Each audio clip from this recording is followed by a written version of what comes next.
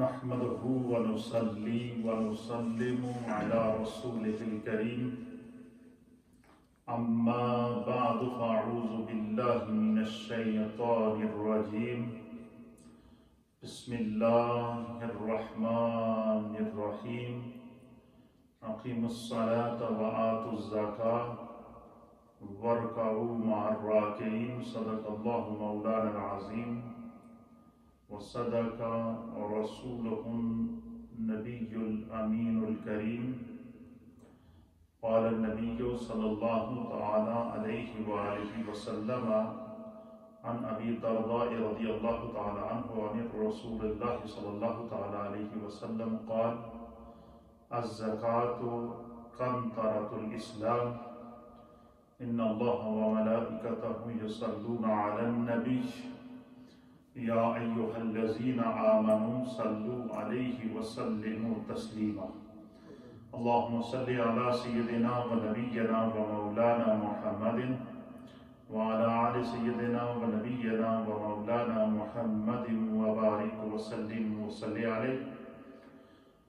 الصلاة والسلام عليك يا سيدي يا رسول الله وعلى آلك وأصحابك يا سيدي يا حبيب الله السلام علیکم سامعین و ناظرین. ہمارا روزمرہ کا یہ درس قرآن و حدیث اور درس فقہ احکام القرآن کے عنوان سے جاری ہے. ٹاپک ہمارا جو جاری ہے وہ ہے اسلام کا کنسپٹ آف زکوٰۃ.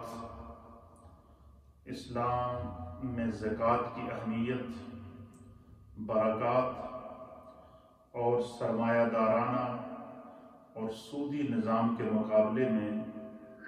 اللہ نے اور اس کے حبیب نے ہمیں اسلام کا نام نظام زکوٰۃ عطا کیا ہے، اور اس کے جو فوائد ہیں اور اس کی جو اہمیت قرآن و حدیث کے اندر ہے وہ تقریباً میں اپنے 2 لیکچر میں بیان کر چکا ہوں. آج کا جو ہمارا درس ہوگا یہ ہوگا کہ وہ کون سے اموال ہیں، وہ کون سے مال ہیں جن کے اوپر زکوٰۃ ادا کرنا واجب ہو جاتا ہے، اور اس کی برکات کیا ہیں. انشاءاللہ اس پر گفتگو ہوگی. یہ جو اموال سے زکوٰۃ ہوتی ہے یہ بھی عبادات کی ایک قسم ہے، اور اس کو اللہ تعالیٰ کے حبیب علیہ السلام نے اسلام کے بنیادی جو ستون ہیں ان میں سے تیسرا ستون قرار دیا ہے. ایک بہت بڑے ولی کامل حضرت شفیق بلخی اور رحمت اللہ تعالی علیہ، آپ مشاہداتی دنیا کے شاہسوار تھے، اور ان عبادات سے انسان کو کیا نور ملتا ہے، اللہ کی طرف رجوع کرنے سے انسان کو کیا چاشنی ملتی ہے، اس پر وہ گفتگو کرتے ہوئے کہتے ہیں کہ میں نے روزی کی برکت کو چاشت کی نماز میں پایا. یعنی کہ جب صبح سورج نکلتا ہے اور سورج نکلنے کے بعد جو نماز پڑھی جاتی ہے 2 رکعت نماز، اس کو نماز چاشت کہتے ہیں یا صلاۃ الضحیٰ کہتے ہیں. تو آپ فرماتے ہیں کہ اگر کوئی بندہ یہ چاہے کہ اس کی روزی میں برکت ہو، اس کے رزق کے اندر برکت ہو، اور اس کی روزی سے اس کو اور اس کے اہل و عیال کو فائدہ پہنچے، تو آپ فرماتے ہیں کہ بندہ چاشت کی نماز کی پابندی کرے، اس سے اللہ روزی میں برکت عطا فرماتا ہے. پھر فرماتے ہیں کہ اگر آپ کوئی بندہ یہ چاہے، حضرت شفیق بلخی کہتے ہیں کہ اگر کوئی بندہ یہ چاہے کہ جیسے ہی اس کے گھر والے اس کو قبر میں چھوڑ کے آئے اور اس کا جب انتقال ہو، اور جب اس کو قبر کے گڑھے کے اندر ڈال کر اس پر مٹی ڈال کر سب اہل و عیال دوست احباب، ماں باپ، بھائی بہن سب جب اسے تنہا چھوڑ کر آئیں، تو اگر بندہ یہ چاہے کہ اس کی قبر روشن ہو، منور ہو، اسے قبر میں دیدار مصطفیٰ ہو اور قبر کی وحشت سے وہ محفوظ رہے، تو حضرت شفیق بلخی کہتے ہیں کہ میں اس کو ایک نسخہ بتاتا ہوں۔ وہ نسخہ یہ ہے کہ وہ نماز تہجد کو اپنی زندگی کا معمول بنا لے۔ فرمایا تہجد کی نماز جو لوگ پابندی سے ادا کرتے ہیں، آپ فرماتے ہیں کہ تہجد کی نماز سے اللہ تعالیٰ انسان کی قبر کو اپنے نور سے منور کرتا ہے، قبر کے اندھیروں سے انسان محفوظ رہتا ہے جو انسان تہجد کی نماز پڑھتا ہے۔ ویسے تو ہم پورا سال مصروف رہتے ہیں، اپنے کام کاج میں لگے رہتے ہیں، ہمیں تو موقع ہی نہیں ملتا، لیکن یہ رمضان کا جو مہینہ ہے یہ خدا کی طرف سے رحمان کا تحفہ ہے۔ اس میں دیکھیں ہر آدمی سحری کو اٹھتا ہے، اور سحری کو جب ہم اٹھتے ہیں تو یقیناً سحری کا جو ٹائم ہوتا ہے یہ تہجد کا ٹائم ہوتا ہے۔ اس لیے اگر آپ یہ چاہیں کہ ہماری عادت بنے، چلو عادت اگر بندے کی نہ بھی بنے، کم از کم اتنا تو ہو کہ نبی پاک صلی اللہ علیہ وسلم نے ساری زندگی تہجد کی نماز ادا کی، بحیثیت امتی ہم تہجد کی نماز ادا کرنے کی عادت ڈالیں اور کوشش کریں، تو کم از کم اس ہر رمضان میں ہم یہ کوشش کر سکتے ہیں کہ ہم سحری کے لیے اٹھیں تو فوراً وضو کریں، وضو کر کے 2 رکعت یا 4 رکعت یا 8 رکعت نماز تہجد پڑھ کے پھر سحری کھائیں، تو تہجد کا بھی نور مل جائے گا، عبادت کا بھی نور مل جائے گا، سحری کا بھی نور مل جائے گا، اور یہ ہمیں نبی پاک صلی اللہ علیہ وسلم کی سنت کو ادا کرنے کا ایک طریقہ بھی مل جائے گا۔ حضرت شفیق بلخی کہتے ہیں کہ جو بندہ اپنی زندگی میں تہجد کی اپنے آپ عادت بنا لے تو فرمایا اس سے اس کی قبر روشن ہوگی۔ آپ فرماتے ہیں کہ اگر بندہ یہ چاہے کہ قبر میں منکر نکیر کے سوالات کے جوابات وہ فوراً دے دے اور فوراً منکر نکیر اعلان کر دیں کہ یہ نبی پاک صلی اللہ علیہ وسلم کا غلام ہے، یہ مسلمان ہے، اس نے زندگی شریعت اور دین کے مطابق گزاری ہے، اور منکر نکیر کے سوالات کے جوابات کے اوپر ہی اسی انسان کے بخشش کا اور اس کے عذاب کا فیصلہ ہوگا، تو حضرت شفیق بلخی کہتے ہیں کہ اگر بندہ یہ چاہے کہ اس کو تہجد کی کہ اس کو قبر کے اندر منکر نکیر کے سوالات کے جوابات فر دے دے، آپ فرماتے ہیں کہ وہ اپنی زندگی میں قرآن کی تلاوت کو معمول بنا لے، وہ قرآن کی تلاوت کرتا رہے۔ قرآن جس بندے نے اپنی زندگی میں قرآن کی تلاوت کو اپنے زندگی کا معمول بنایا،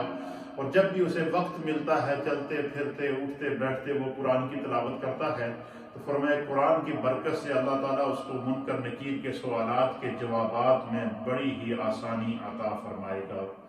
تو آپ فرماتے ہیں کہ اگر بندہ یہ چاہے کہ جو ہے وہ پل صراط کے اوپر سے بڑی خوبصورتی کے ساتھ گزر جائے اور پل صراط کے اوپر سے وہ گزر جائے، تو فرمایا کہ وہ روزے کو اپنی زندگی کا معمول بنا لے، اور پھر یہ آپ نے اس کے معمولات بیان فرمائے ہیں۔ یہ جو عبادات ہوتی ہیں اس کی بڑی برکات ہوتی ہیں، انسان کو دنیا میں بھی اللہ ان کا نور نصیب کرتا ہے۔ اگر بندہ مثلا جسمانی عبادت یہ ہے کہ ہم نماز پڑھتے ہیں، روزہ رکھتے ہیں، بدن کی زکوٰۃ روزہ ہے، اسی طریقے سے جسمانی عبادت نماز ہے، تو اور اسی طریقے سے انسان کی مالی عبادت ہے، یہ زکوٰۃ کراتی ہے۔ تو زکوٰۃ کو اللہ نے فرض کیا ہے، اللہ کے رسول نے فرض کیا ہے، اس لیے بندہ مومن کو جسے خدا بندے قدوس یہ توفیق دے کہ اس کے اوپر زکوٰۃ فرض ہے، تو اسے حدیث کے اندر آتا ہے، نبی پاک نے فرمایا کہ وہ فطیبو بہا نفسا، کہ وہ خوش دلی کے ساتھ پھر اللہ کے راستے میں مال خرچ کیا کرے، وہ یہ سوچے کہ میرے رب نے میرا انتخاب اس لیے کیا ہے اور کہ میں دینے والا ہوں، میں دوسروں کی مدد کرنے والا ہوں، میں خود اس رب نے مجھے کسی کا محتاج نہیں بنایا۔ اگر وہ مجھے کسی کا محتاج بناتا تو میں لوگوں کے ہاتھوں کی طرف دیکھتا، ان کے چہروں کی طرف دیکھتا، ان کے منہوں کی طرف دیکھتا، لیکن کیا میرے رب کا مجھ پر اس سے بڑا کوئی کرم ہوگا کہ اس نے مجھے دینے والا بنایا ہے بجائے لینے کے؟ اس لیے فرمایا کہ جس کو خدا جس پر زکوٰۃ فرض ہو وہ اپنے مال سے زکوٰۃ نکالے، پھر اللہ اس کو برکت بھی دے گا اور اس مال کو 100 سے 700 گنا بڑھا کر خداوند قدوس اس کو صلہ عطا فرمائے گا، اور جس جس بندے کو وہ زکوٰۃ ادا کرے گا، جس ضرورت مند تک اس کی زکوٰۃ پہنچے گی، اس کی دعائیں بھی اس کو ملے گی، اور اس کا جو نظام چلے گا، اور جتنے جو اپنے اولاد کو اس سے پڑھائے گا، اپنے بچوں کو پڑھائے گا، اپنے بچوں کے کھانے پینے کا اہتمام کرے گا، تو اس کا وہ دیا ہوا مال، اس سے ایک آگے دوسرا خاندان جب اس کو فائدہ پہنچے گا تو اس کا مال اس کے لیے صدقہ جاریہ بن جائے گا۔ تو یہ جو زکوٰۃ کا جو نصاب ہے، نصاب زکوٰۃ جو ہے اس کے لیے 4 چیزوں کو مقرر کیا گیا ہے۔ نصاب زکوٰۃ کے لیے 4 چیزوں کو مقرر کیا گیا ہے، اور وہ 4 چیزیں کیا ہیں جو جن سے زکوٰۃ فرض ہوتی ہے جب نصاب کو پہنچتی ہے۔ تو یہ 4 اشیاء ہیں، 4 چیزیں ہیں جن پر زکوٰۃ کو فرض کر دیا گیا۔ ان میں سے سب سے پہلی چیز ہے سونا۔ کیا چیز ہے؟ سونا ہے۔ اور سونا جو ہے یہ چاہے وہ ڈلی کی صورت میں ہو، چاہے سونے کی اینٹ ہو کسی کے پاس، یا کسی کے پاس سونے کے زیور ہوں، یا کسی کے پاس سونے کے برتن ہوں، یا کسی کے پاس سونا موجود ہے، وہ استعمال میں ہو یا کہ نہ ہو، اگر وہ 7.5 تولے اس کی مقدار بنتی ہے یا اس سے زائد بنتی ہے تو اس بندے پر زکوٰۃ فرض ہو جائے گی، چاہے وہ مرد ہے یا عورت ہے۔ مثلا مرد ہے کہ جس نے سونے کا کاروبار کیا ہوا ہے، اس کے پاس سونا جو ہے وہ مختلف شکلوں میں موجود ہے،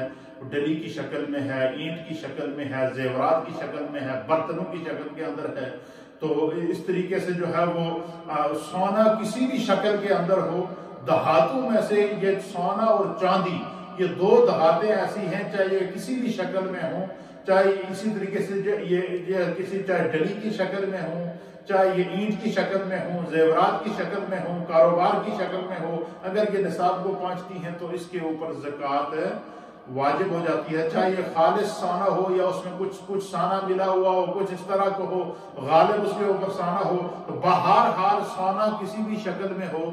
وہ اس پر زکوٰۃ کو اسلام نے فرض قرار دیا گیا ہے، اور وہ زکوٰۃ ادا کرنا ضروری ہے۔ اسی طریقے سے چاندی ہے، چاندی کے اوپر جو ہے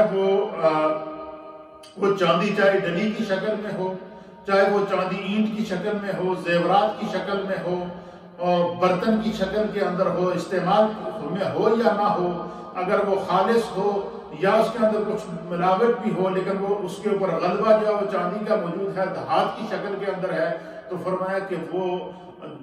استعمال میں ہو نہ ہو، اگر وہ 52 تولے چاندی کی مقدار کو پہنچتا ہے یا اس سے زائد ہے تو اس میں سے بندہ مومن کو زکوٰۃ ادا کرنی پڑے گی۔ انشاءاللہ سونے اور چاندی کی بات آ گئی ہے تو میں اس میں آپ کو بتاتا چلوں کہ آج کا جو سونے کا ریٹ ہے وہ 7.5 تولہ سونا جو ہے اس کی قیمت آج کی تاریخ کے اندر 3,800 پاؤنڈ، یہ برطانیہ کے ناظرین کو میں بتا رہا ہوں۔ اسی طریقے سے دنیا کے کسی بھی ملک کے اندر، چاہے امریکہ میں جو لوگ دیکھ رہے ہیں وہ، چاہے کینیڈا میں جو لوگ دیکھ رہے ہیں وہ، یا پاکستان کے اندر یا انڈیا کے اندر یا بنگلہ دیش کے اندر یا افغانستان کے اندر یا دنیا کے کسی بھی ملک کے اندر جو لوگ دیکھ رہے ہیں، وہ آپ کے ملک کی جو کرنسی ہے اس حساب سے 7.5 تولے سونے کی جو قیمت بنے گی اس میں سے جو ہے وہ 2.5% 100 میں سے اس حساب سے نکالنی۔ یہ 7.5 تولے سونے یہ نصاب زکوٰۃ ہے صرف سونے کا۔ پھر اسی طریقے سے چاندی اگر کسی کے پاس ہے تو یہ آج کے جو برطانیہ کے اندر جو آج سونے کا ریٹ ہے 7.5 تولے سونے کا وہ ہے 3,800 اور 500 پاؤنڈ کا سونا تولہ ہے آج کی ڈیٹ کے اندر۔ ایک تولہ سونے کی قیمت تقریباً 500 پاؤنڈ ہے، اور اسی طریقے سے 3,800 پاؤنڈ یا 7.5 تولے سونا اگر کسی خاتون کے پاس زیور کی شکل میں موجود ہے یا کسی کے پاس کاروبار کی شکل میں موجود ہے، اگر صرف سونا ہی ہے اس کے پاس تو 7.5 تولے سونے کی جو قیمت ہے وہ 3,800 پاؤنڈ ہے، اور ایک تولہ سونے کی جو قیمت ہے وہ 500 پاؤنڈ آج کی میں نے ریٹ نکلوائے ہیں۔ اور اسی طریقے سے 7.5 تولے سونے کے اوپر جو زکوٰۃ ہے یہ 95 پاؤنڈ بنتی ہے۔ 7.5 تولے سونے کے اوپر زکوٰۃ 95 پاؤنڈ، یہ صرف 7.5 تولے سونے کی زکوٰۃ ہے۔ اگر کسی کے پاس 7.5 تولے سے زیادہ ہے یا کسی کے پاس سونے کا کاروبار ہے کسی کے پاس سونا جو ہے وہ دھات کی شکل میں، اینٹ کی شکل میں موجود ہے، یا ڈلی کی شکل میں موجود ہے، یا زیورات کی شکل میں موجود ہے، تو وہ ٹوٹل اس کا جتنا وزن ہوگا، اس کی جو ٹوٹل قیمت بنے گی، اس کا 2.5% جو ہے وہ 100 میں سے 2.5% اس کو اس حساب سے ادا کرنا ہوگا۔ لیکن 7.5 تولے سونے کی برطانوی آج کی جو قیمت ہے وہ 3,800 پاؤنڈ ہے، اور 7.5 تولے سونے کے اوپر جو زکوٰۃ بنتی ہے یہ 95 پاؤنڈ ہے۔ اسی طریقے سے چاندی جو ہے 52.5 تولے چاندی، یہ اس کی قیمت ہے 120 پاؤنڈ۔ کتنی قیمت ہے؟ 120 پاؤنڈ۔ اچھا، یہ آپ سوچ رہے ہوں گے کہ دیکھو سونا اتنا مہنگا ہے اور چاندی اتنا مہنگا ہے، لیکن چونکہ ہر دور کی بات ہوتی ہے، اس دور کے اندر جو نصاب مقرر کیا گیا ہے، اللہ کے حبیب علیہ السلام نے جو نصاب مقرر کیا، ممکن ہے اس دور میں چاندی اور سونے کی قیمت برابر